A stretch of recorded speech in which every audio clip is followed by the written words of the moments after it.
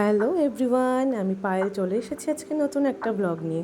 তো আজকে আমি করে দেখাবো ওটস চিলা। অ্যাকচুয়ালি আমার মতন তোমাদেরও যাদের ছোট ছোট বেবি আছে আর যারা স্কুলে যায়, তো তাদের টিফিন নিয়ে আমাদের একটা টেনশন কাজ হয় যে কালকে টিফিনে কী দেবো। তো যাদের মর্নিং স্কুল তাদের তো টেনশন আরোই বেশি। তো আমি এখানে নিয়ে নিচ্ছি কিছুটা মাল্টিগ্রেন ওটস।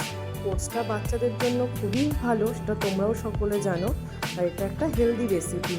তো ওটস নেওয়ার পর আমি এখানে দিয়ে দেবো একটুখানি টক দই। আর এতে তোমরা মনে করলে গাজর, বিনস এগুলো গ্রেট করে দিতে পারো। আজকে আমার ঘরে অ্যাভেলেবেল ছিল না, ওই জন্য আমি দিতে পারিনি। তো তারপর আমি এর মধ্যে দিয়ে দেবো সামান্য একটু লবণ।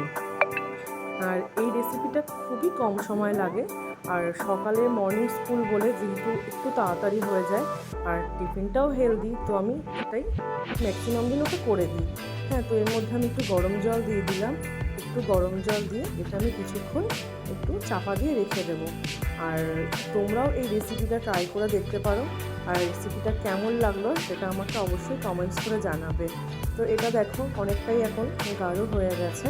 তো এবার আমি গ্যাসের ফ্লেমটা অন করব। অন করে আমি এর মধ্যে একটা ফ্রাই প্যান বসিয়ে দেবো। তো এটা একটু গরম হয়ে গেলে আমি এর মধ্যে সামান্য একটু বাটার দিয়ে দেবো, কারণ এটা বাটারে করলে এই টেস্টটা আরও সুন্দর হয়। তো একটু বাটার দিয়ে বাটারটা গরম হয়ে গেলে আমি এর মধ্যে দিয়ে দেবো ওটস। তো ওটসটা আমি 1 চামচ 2 চামচ মতনই দেবো, কারণ এগুলো বেশি বড় করে বানাতে গেলে এগুলো ভেঙে যাবে। তো অল্প দিলে এগুলো ছোটো ছোটো ছোটো ছোটো করে করলে পরে জিনিসটা খুব সুন্দরভাবে ওল্টানোও যায়, আর বড় হলে ওল্টাতেও অসুবিধা হয়ে যায়। তো আমি এগুলো একদম ছোটো ছোটো করে চিলা বানিয়ে নিলাম।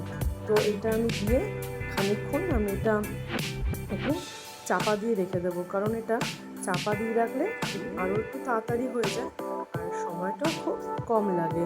তো দেখো তোমরা, এটা আমি কিছুক্ষণের জন্য চাপা দিয়ে দিলাম। তো এবার দেখবে আমার ওটস কমপ্লিট। তো এবার আমি ওর টিফিন বক্সটা রেডি করে দিলাম। ওটস চিলার সাথে আমি একটুখানি সস দিয়ে দিলাম। তো টিফিন বক্সটা আমি রেডি করে দিলাম। তো আজকের ভিডিও এই অবধি, টাটা বাই।